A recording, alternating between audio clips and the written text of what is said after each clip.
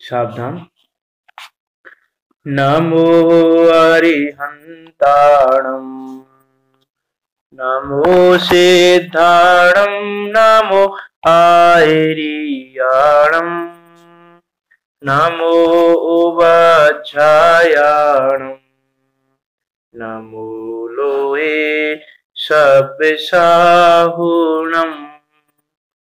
मंगलम भगवान वीरो मंगलम गौतमो गणी मंगलम कुंद कुंदार्यो जैन धर्मोस्तु मंगलम सर्व मंगल मांगल्यम सर्व कल्याण कारकम प्रधानम सर्व धर्माणां जैनम जयतु शासनम जैनम जयतु शासनम।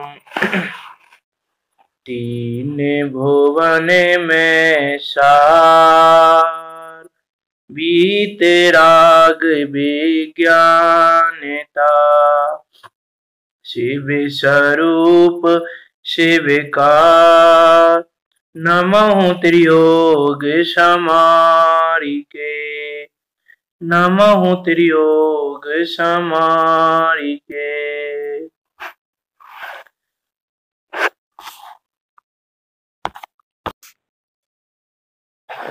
आप और हम यहाँ पर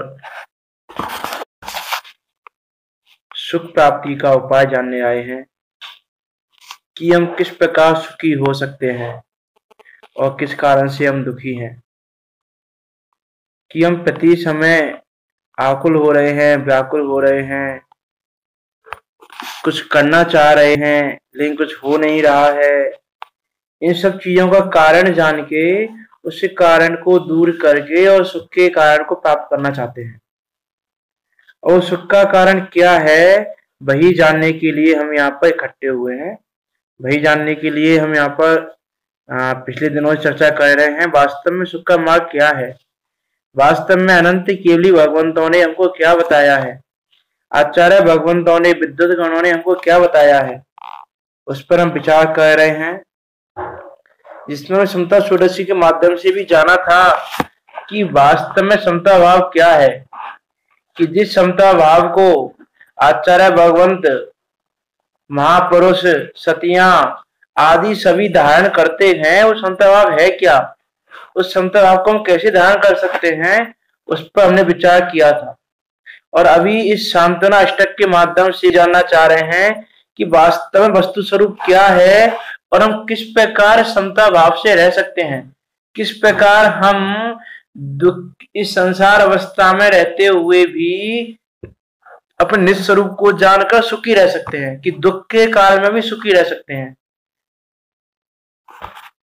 हम वो दुख के काल में सुखी रहने का उपाय जानने के लिए, सुखी रहने का उपाय क्या है, वास्तव में हम सुखी कैसे हो सकते हैं, तो यही जानने के लिए हम यहाँ इकट्ठे हुए हैं। तो अभी हमारी चर्चा सांत्वना अष्टक के माध्यम से चल रही है, जिसमें हमने पहले 5 छंदों को हमने इसमें देखा। उन 5 छंदों को हम एक बार पढ़ेंगे पहले, उसके बाद फिर आगे की चर्चा करेंगे। आप सबको यथासंभव याद भी हो गया होगा, आप देखकर बिना देखे भी बोल सकते हैं।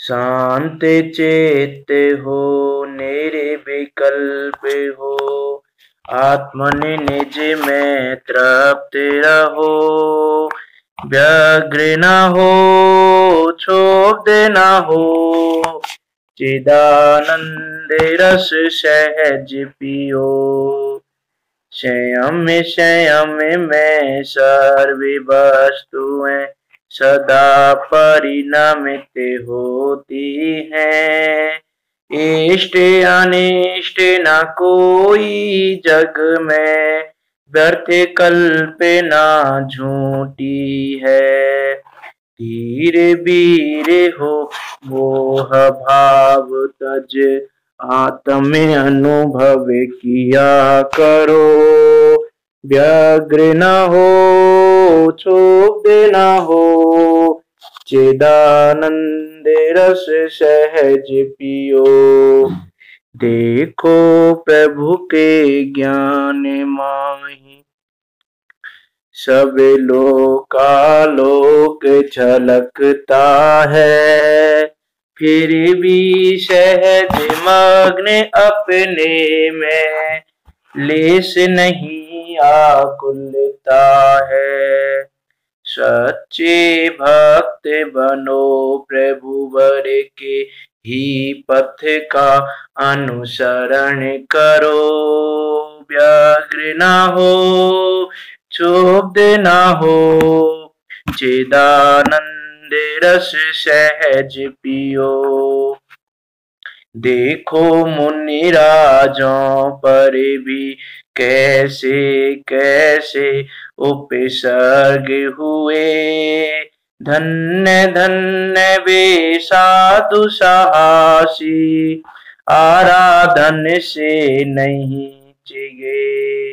उनको निज आदर्श बनाओ, और में समता भाव धरो।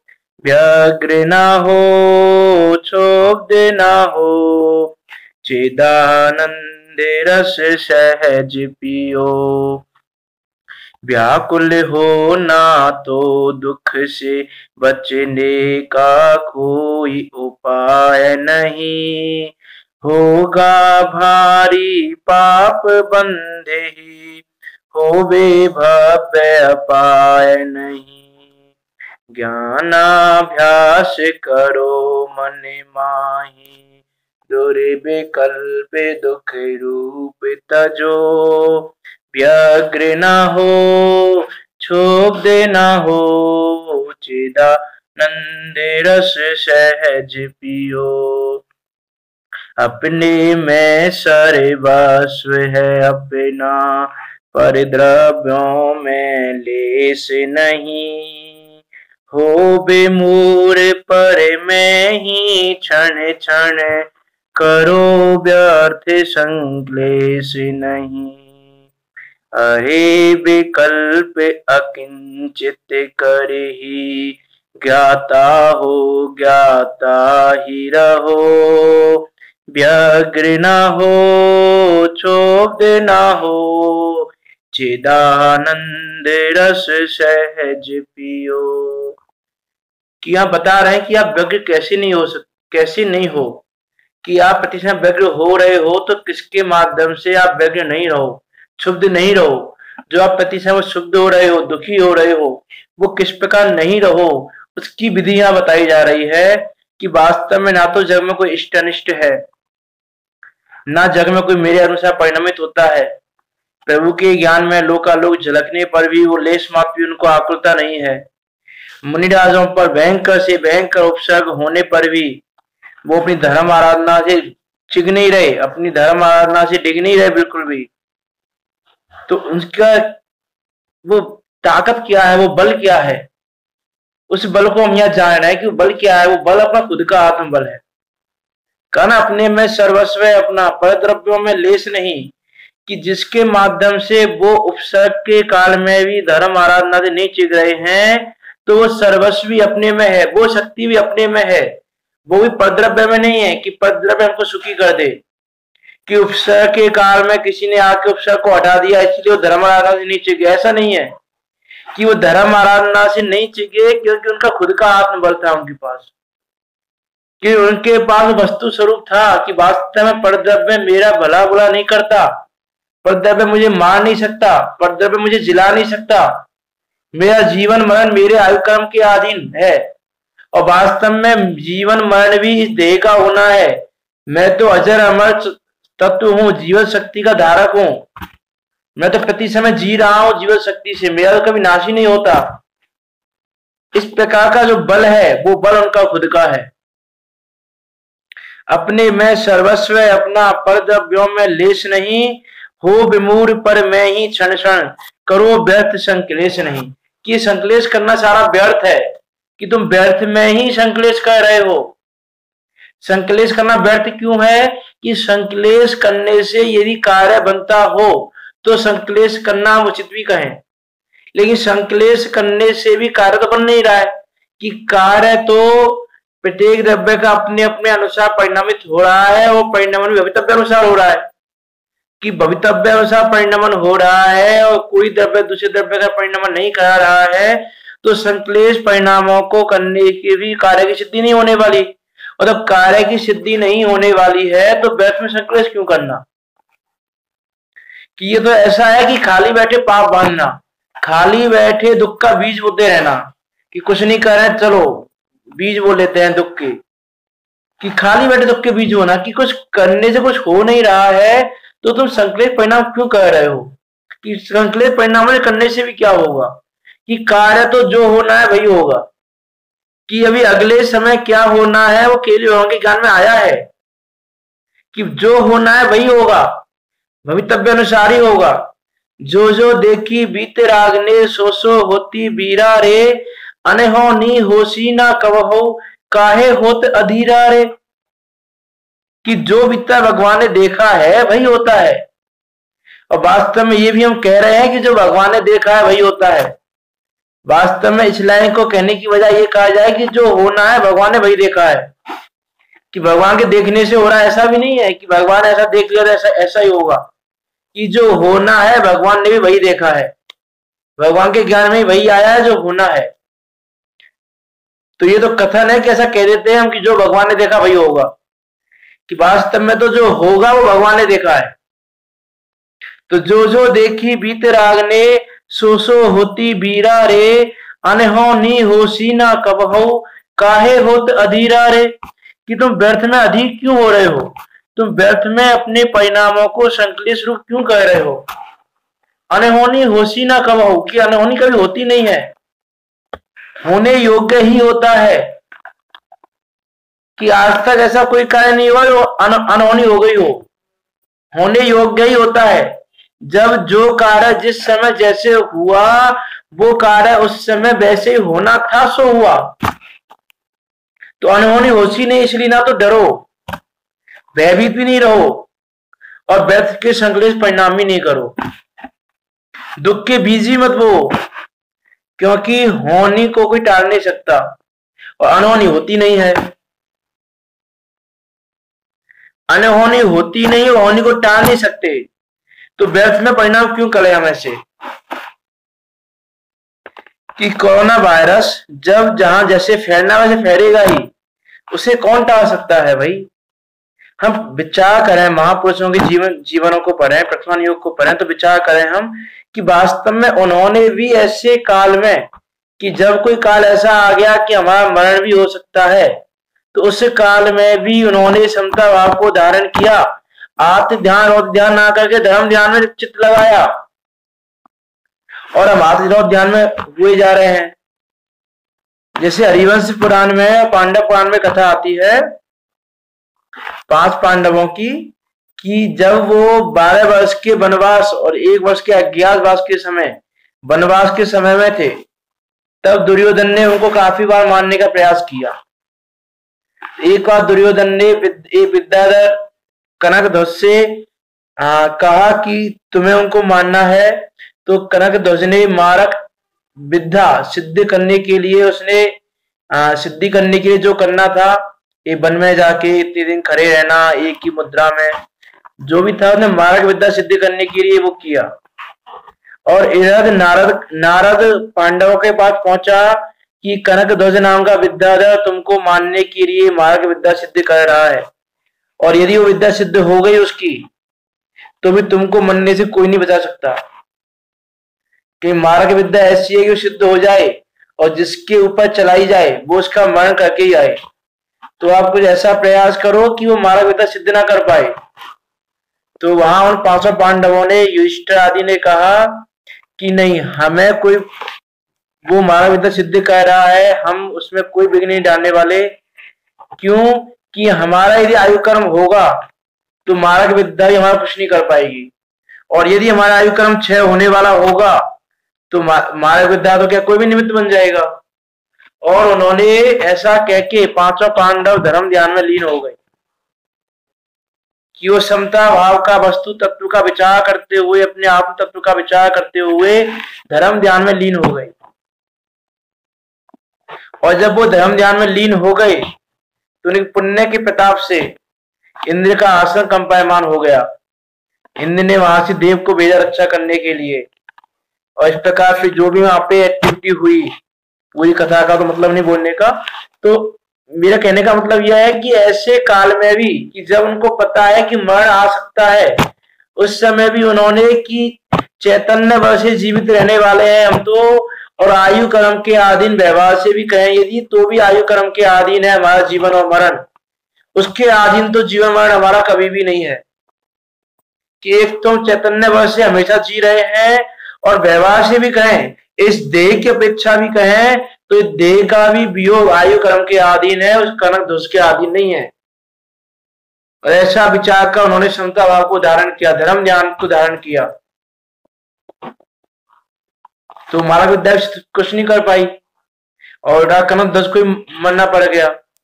तो इस प्रकार हम विचार करें कि ऐसी प्रतिकूल परिस्थितियों में भी ज्ञानी जीवों ने, महापुरुषों ने क्या किया था, और हम क्या कर रहे हैं कि हम आत्म ध्यान और ध्यान करके उसको अपने पास बुला रहे हैं। मीन्स आत्म ध्यान और ध्यान करके हम पाप का बंद कर रहे हैं, और पाप का बंद करके हम ऐसे प्रतिकूल संयोगों को अपने पास ला रहे हैं।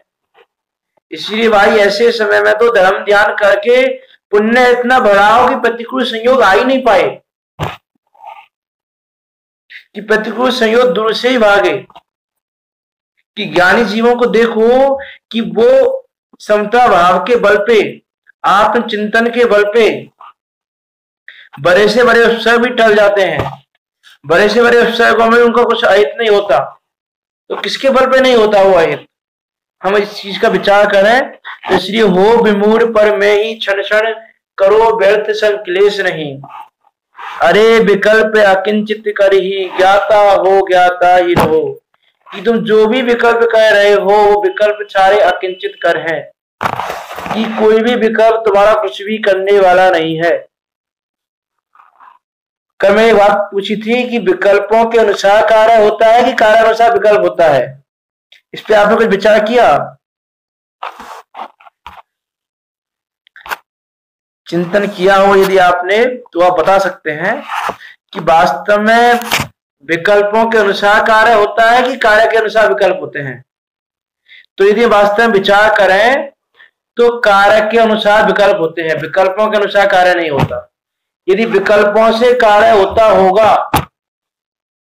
तो प्रत्येक जीव ना जाने क्या क्या विकल्प करता है, क्या क्या करने की कोशिश करता है। वो हर चीज, हर वस्तु पाना चाहता है, हर वस्तु को पाने के लिए विकल्प करता है। तो विकल्प से यदि कार्य होता तो वो वस्तु उसको प्राप्त हो जानी चाहिए थी, लेकिन उसकी सारी इच्छा तो पूरी होती नहीं है।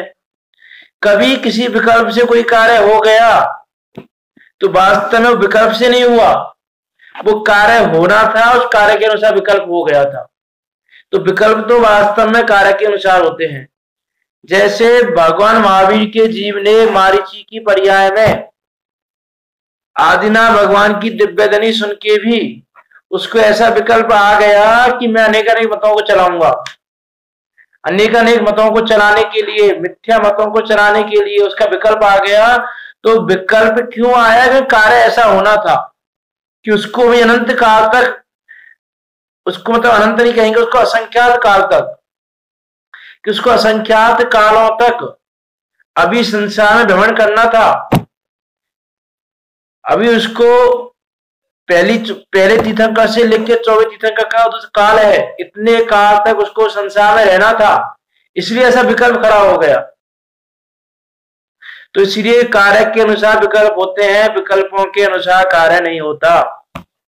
इसलिए अरे विकल्प अकिंचित कर ही ज्ञाता हो ज्ञाता ही रहो। इसलिए तुम ये जानो कि वह विकल्पों से कार्य नहीं होता, इसलिए विकल्पों को करना छोड़ दो। विकल्पों को करके जो तुम्हारे संक्लेश परिणाम हो रहे हैं, जो कलुषित परिणाम हो रहे हैं, जो विवाह परिणति हो रही है, उसको छोड़कर ज्ञाता हो ज्ञाता ही रहो। कि तुम वास्तव में ज्ञाता मात्र हो और ज्ञाता ही रहो, कि तुम जानने देखने वाले हो, करने वाले नहीं हो। और हम जानना देखना छोड़कर करने वाले बने रहे हैं तो हम रुलेंगे ही। कि जैसे आप मार्केट में गए और आप कस्टमर हो और आप किसी दुकान पर गए और आप उस दुकान के ये समझेंगे मैं ही मालिक हूं और मालिक समझकर मालिक वत व्यवहार करें उस दुकान पे, तो आप वहां पिटोगे ही, आप वहां की मार खाकर ही भागोगे। वैसे ही आप ज्ञाता हो, जानने देखने वाले हो, और आप अपने आप को करने वाला मानकर जितना ज्यादा करना चाहोगे उतना ज्यादा संसार में भ्रमोगे, उतना ज्यादा दुखोगे, गतियों की मार खाओगे। तो इसीलिए भाई हमको यदि गतियों की मार ना खानी हो तो हम वास्तव में जान लें कि हम कौन हैं। हम मालिक नहीं कस्टमर हैं, तो दुकान पे कस्टमर की तरह ही व्यवहार करें। वैसे ही यहाँ पर हम करता नहीं है, ज्ञाता दृष्टा है, तो ज्ञाता दृष्टा ही रहें। कर्ता बनेंगे तो संसार में भ्रमण करना ही पड़ेगा, नरक निगोद आदि के दुखों को सहन करना ही पड़ेगा।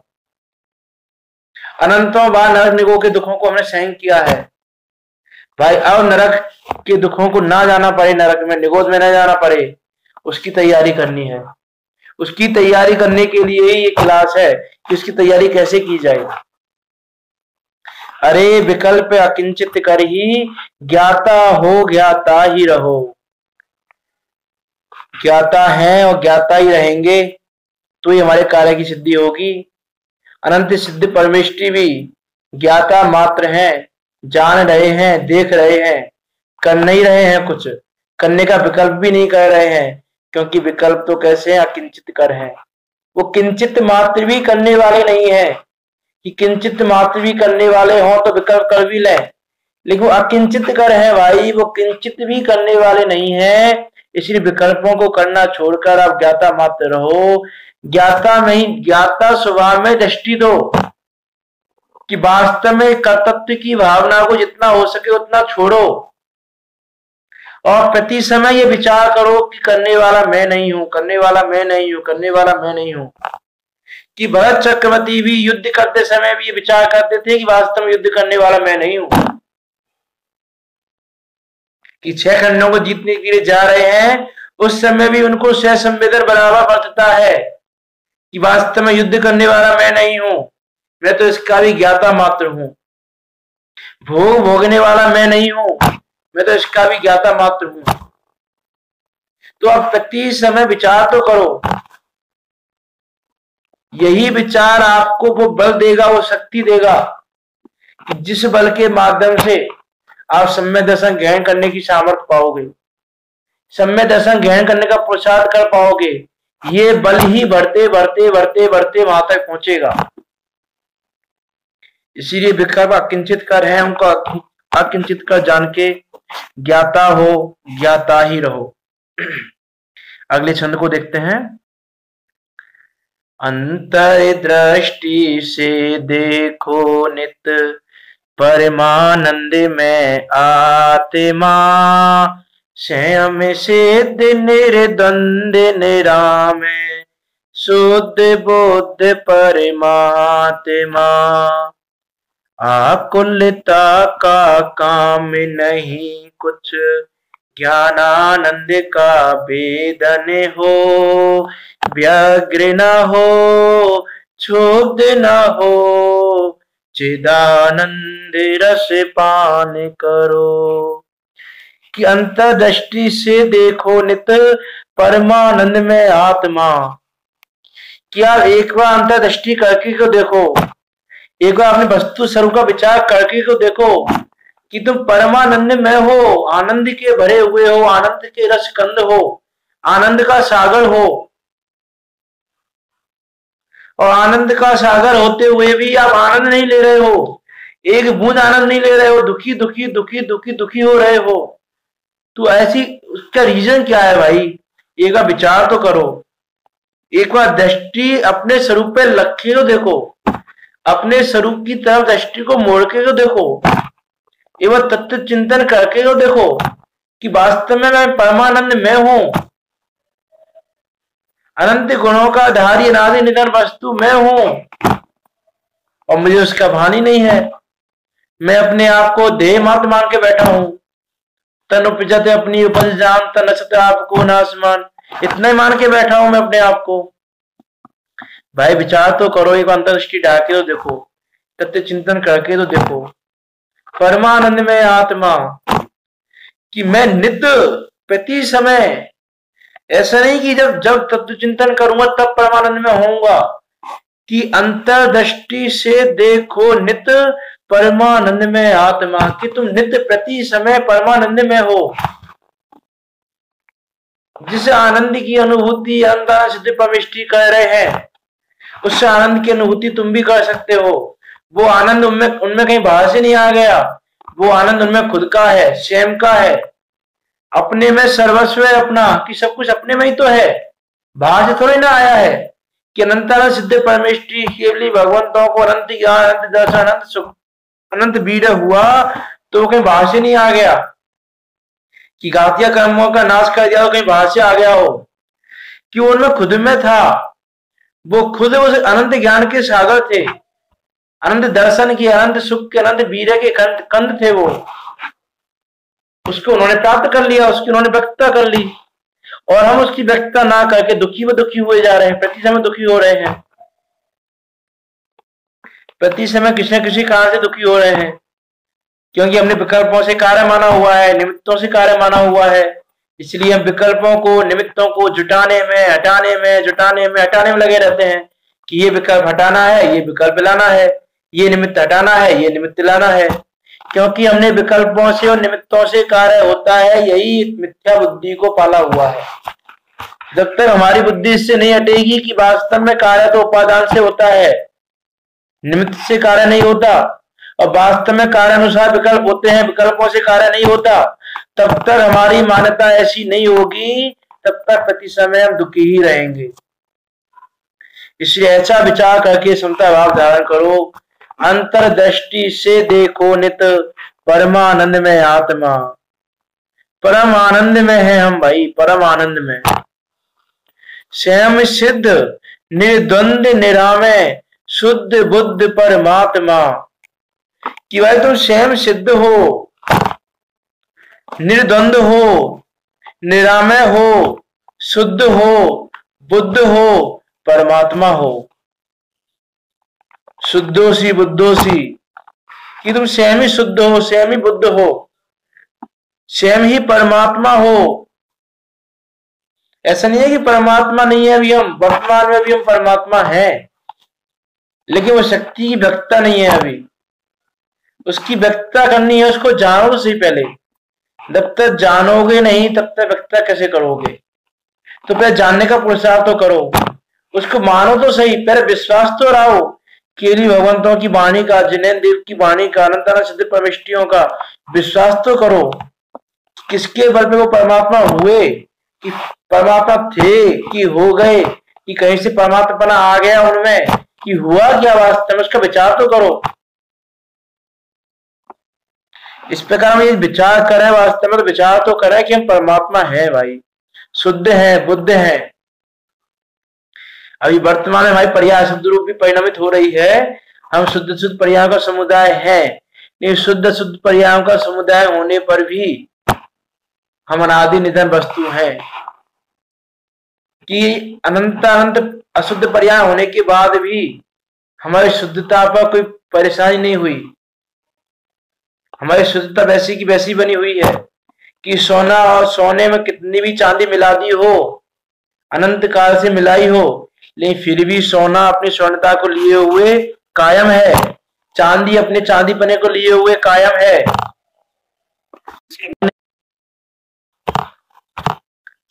उसका विचार तो करें।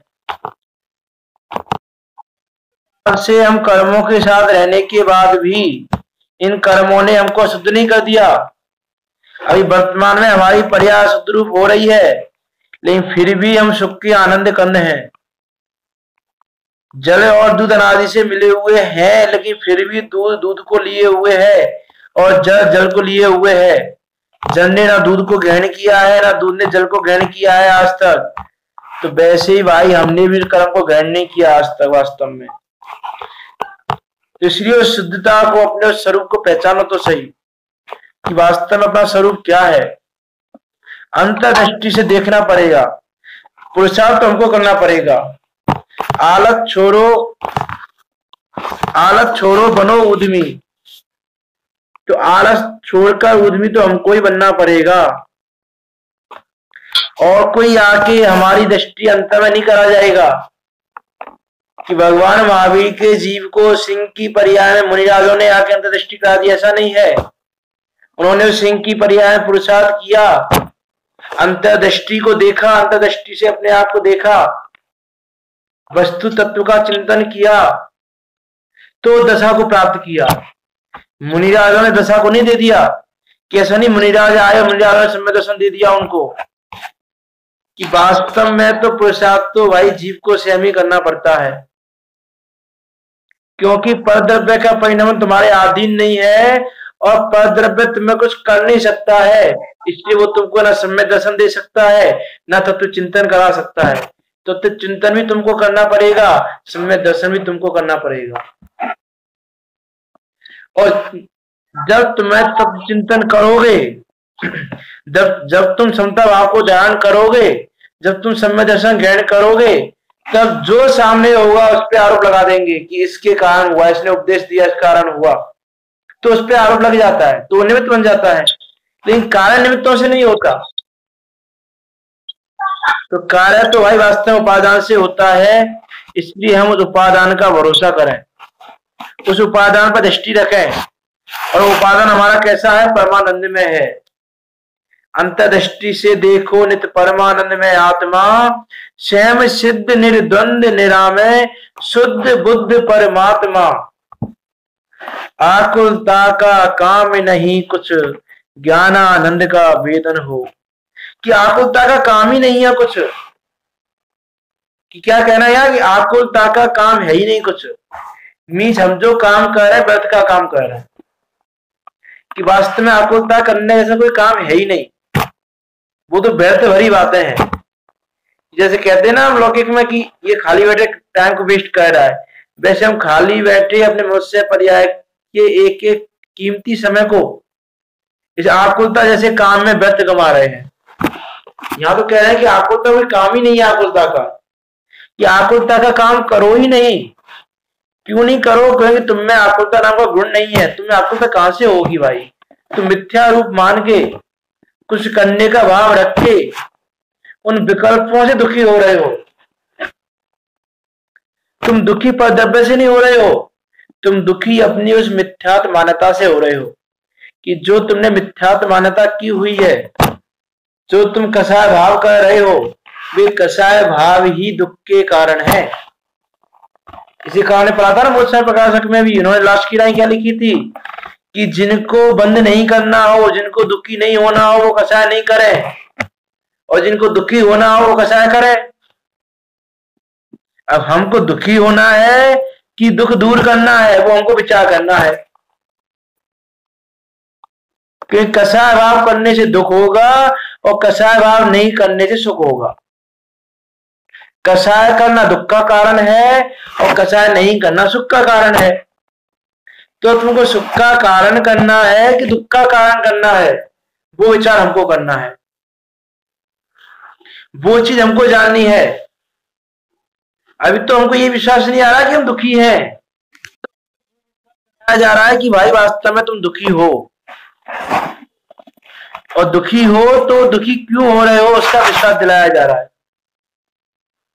उसको बताया जा रहा है कि भाई वो कसाय तो हमेशा अनादि काल से अनंत काल तक दुख का ही कारण है। वो कसाय भाव कभी भी किसी को भी किसी भी समय सुख का कारण नहीं है। तो दुख के कारण को करोगे तो दुखी पाओगे, दुख का बीज बोओगे तो दुखी पाओगे, दुख का फल ही पाओगे, सुख तो पाएंगे नहीं। इसीलिए आकुलता का काम नहीं कुछ, इसलिए आकुलता नहीं करो, अपने परिणामों को संकलेश रूप नहीं करो, अपने परिणामों को कसाय भाव से रंजित नहीं करो। जितना ज्यादा अपने परिणामों को कसाय भाव से रंगोगे उतना ज्यादा ही हम दुखी रहेंगे, उतना ज्यादा ही सुख हमसे दूर रहेगा। इसीलिए हम ज्ञानानंद का वेदन करें, प्रति समय अनुभव करें कि मैं तो ज्ञानमयी हूं, आनंदमयी हूं। और ऐसा वेदन करते करते ही हम और ऐसा वेदन करते करते ही हम वास्तव में सुख की प्राप्ति कर पाएंगे, समता भाव धारण कर पाएंगे। इसलिए प्रति समय यही विचार करो कि कसा भाव हमसे ना हो, हमारे परिणाम संकलेश ना हो, हमारे परिणामों में कलुषितपना ना हो, हमें आकुलता रूप परिणाम ना हो।